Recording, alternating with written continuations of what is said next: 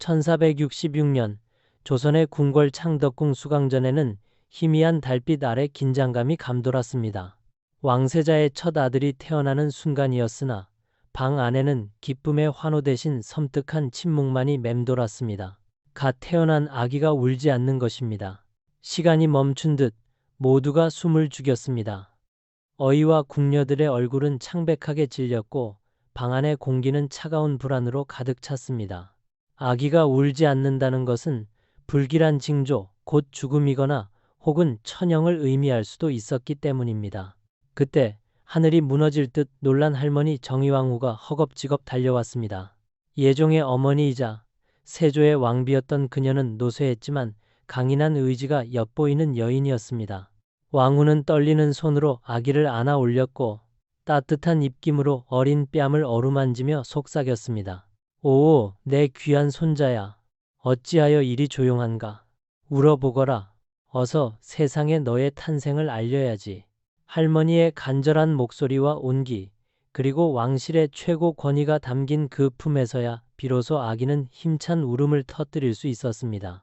그 울음소리는 수강전을 가득 채우며 모두의 얼어붙었던 심장을 녹였지만 동시에 누군가의 가슴에는 깊은 절망의 비수처럼 꽂혔습니다. 이 아기의 이름은 이현. 훗날 조선 역사상 가장 기구한 운명의 왕자 제한대군이 될 인물이었습니다. 그리고 이 순간 방 한쪽 그늘진 곳에서 이를 악문 채 몸을 떨고 있는 여인이 있었습니다. 그녀는 훗날 연산군의 어머니가 될 후궁 송씨였습니다.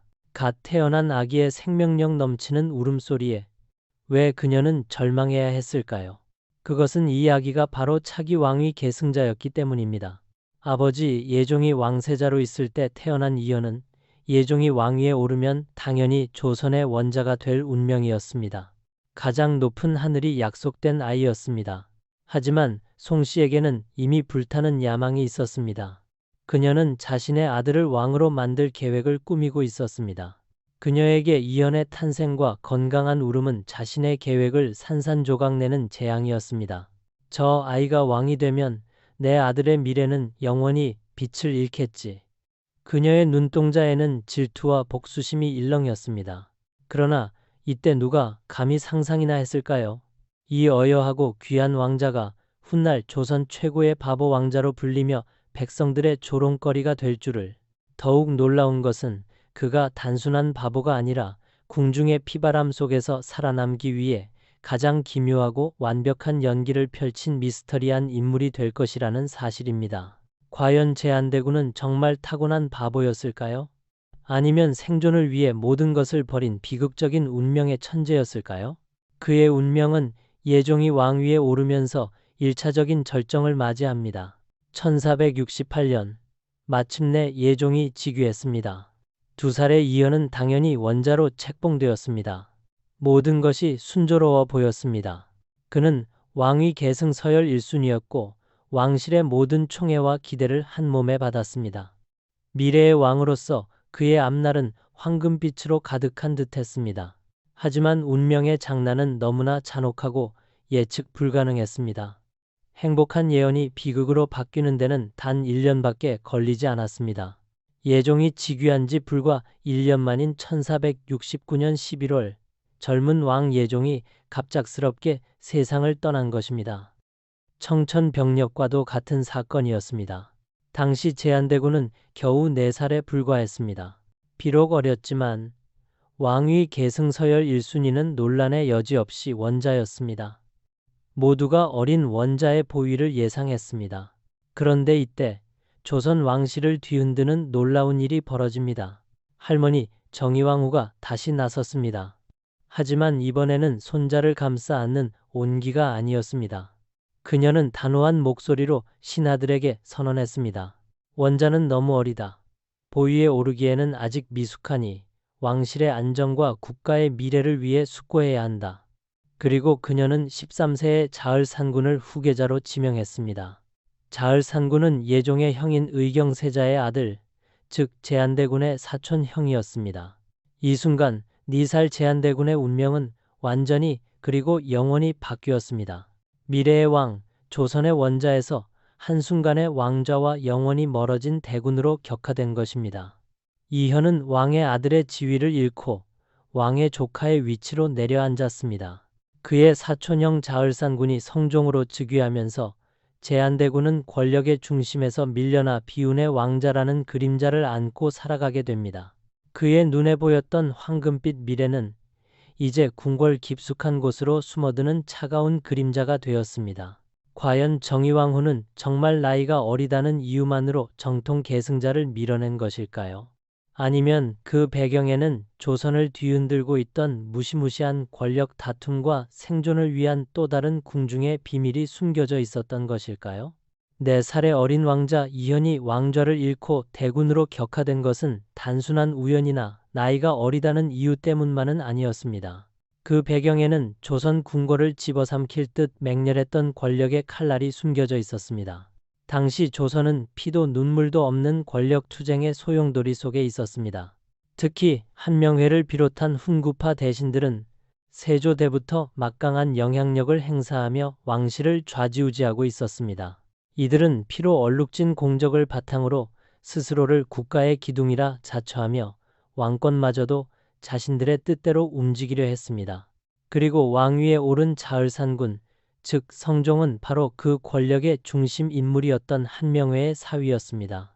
정의왕후와 훈구파 대신들은 깊은 딜레마에 빠졌습니다. 어린 원자 이현을 왕위에 올린다면 그가 성장하여 자신들의 권력을 견제하고 숙청할 수도 있다는 위험을 감수해야 했습니다. 왕실의 정통 계승자라는 것은 언젠가 무서운 잠재력을 지닌 위협이 될 수 있었습니다. 반면 자신들의 사위이자 나이가 어느 정도 찬 성종은 상대적으로 조종하기 쉽고 자신들의 정치적 영향력을 유지하는 데 훨씬 유리한 선택이었습니다. 결국 그들의 선택은 명분을 내세운 권력의 계산이었습니다. 정의왕후는 겉으로는 국가의 안정을 내세웠으나 사실상 왕실 최고 어른의 권위를 이용해 훈구파의 이해관계에 부합하는 결정을 내린 것입니다. 이로써 4살의 제한대군은 정치적 야망과 생존 본능이 뒤섞인 이 잔혹한 선택의 가장 어린 희생양이 되었습니다. 왕위 계승권을 박탈당한 제한대군은 생모 안순왕후 한씨와 함께 궁에서 살게 되었습니다.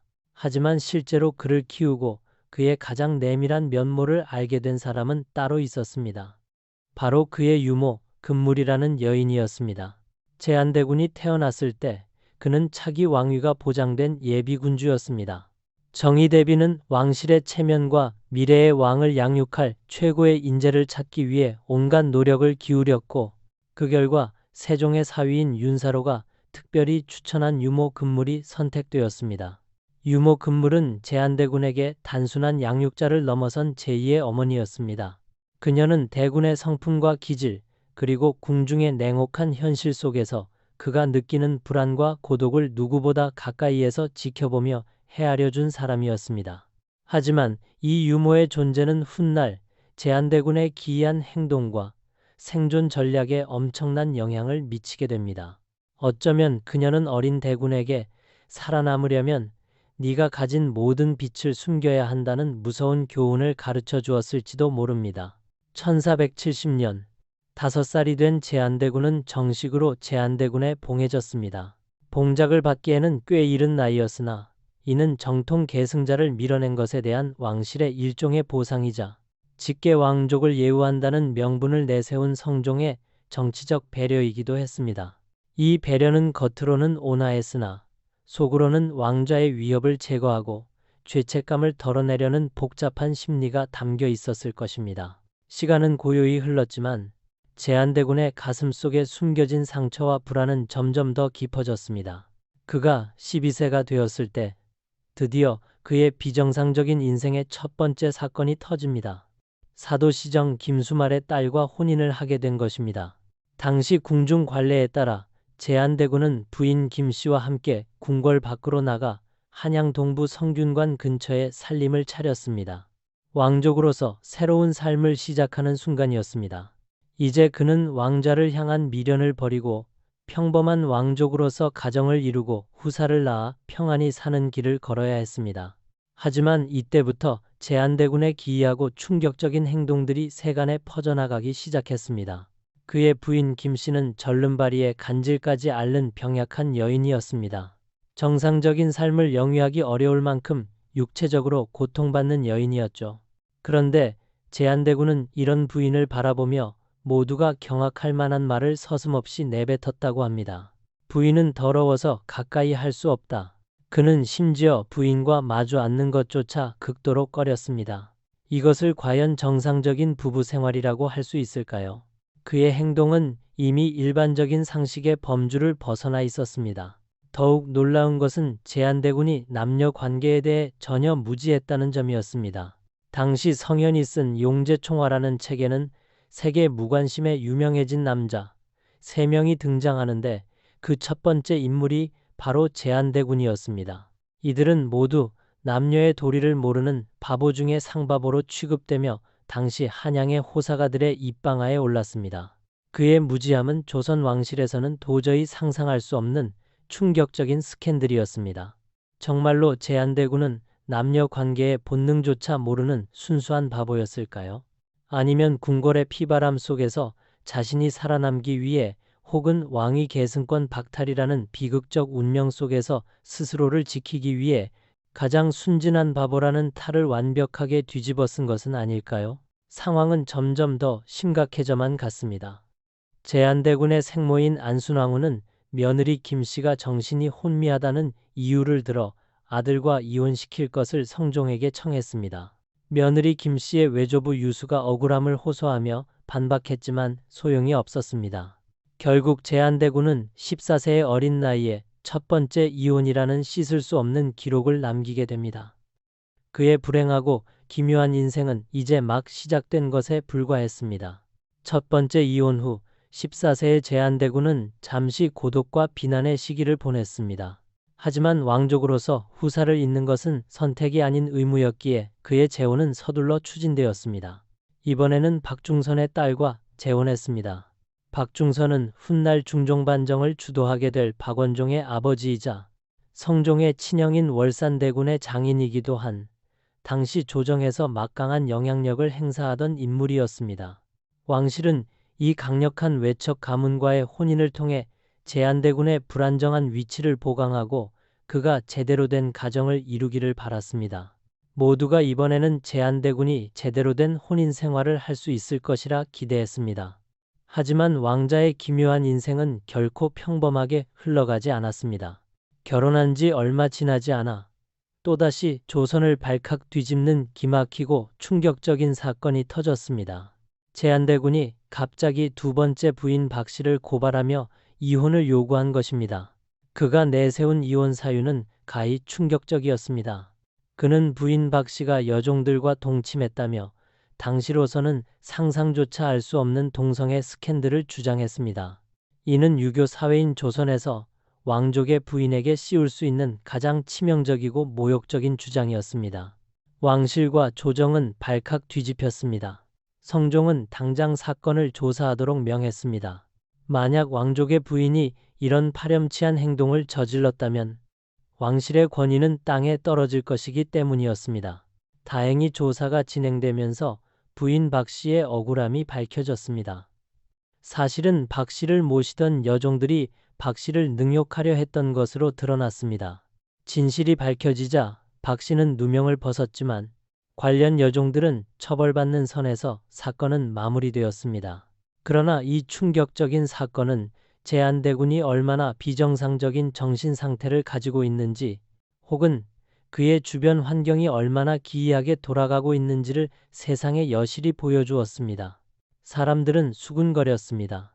대군마마가 정말 부인을 아끼지 않아 그런 소문이 도는 것이 아닌가? 아니면 그분이 정말로 남녀의 도리를 모르는 바보가 맞는 것인가? 사건이 진정되기도 전에 이번에는 어머니 안순왕후가 다시 나섰습니다. 그녀는 며느리 박씨가 부모에게 불순하다는 이유를 내세워 또다시 이혼을 청했습니다. 안순왕후의 행동은 많은 의문을 낳았습니다. 아들의 기이한 행동 때문에 제대로 된 후사를 볼 수 없게 될까 두려웠던 것일까요?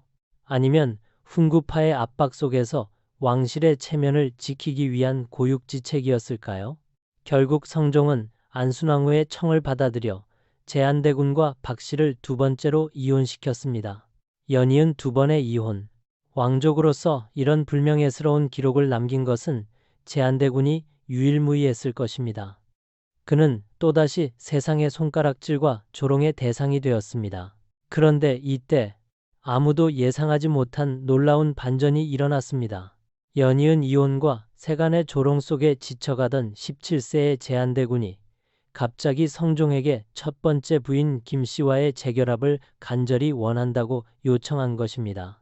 그의 요청은 왕실을 경악하게 만들었습니다. 두 번이나 버린 여인, 그것도 병약하여 이혼까지 했던 여인을 다시 아내로 맞이하겠다는 것은 조선의 관습으로는 도저히 이해할 수 없는 행동이었습니다. 성종은 처음에는 단호하게 반대했습니다. 새로운 명문가의 아내를 짝지어줄 터이니 과거의 인연에 얽매이지 말라고 타일렀습니다. 하지만 제한대군은 이번만큼은 완강했습니다. 그는 흔들림 없는 태도로 성종에게 말했습니다. 제가 새로운 아내를 얻을 바에는 차라리 평생 독신으로 살겠습니다. 이 말에 성종은 깊은 고민에 빠졌습니다. 성종 자신은 정통 계승자를 밀어내고 왕위에 올랐다는 정통성의 빚을 안고 살고 있었습니다. 만약 제한대군마저 후사를 잊지 못하고 대가 끊긴다면 이는 왕실의 큰 불행이자 자신의 업보가 될 수도 있었습니다. 게다가 숙모인 안순왕후의 간절한 당부도 있었습니다. 결국 1485년 성종은 제한대군과 첫 번째 부인 김씨의 재결합을 허락했습니다. 신하들도 김씨의 병이 완치되었다는 명분을 들어 찬성했습니다. 이렇게 제한대군은 조선 역사상 유례없는 두 번의 이혼과 기이한 재결합이라는 기록을 남겼습니다. 이 재결합은 표면적으로는 사랑의 승리처럼 보였을지 모르지만 사실은 비운의 왕자에게 마지막 남은 후사의 의무를 지우기 위한 왕실의 고뇌이자 타협의 결과였습니다.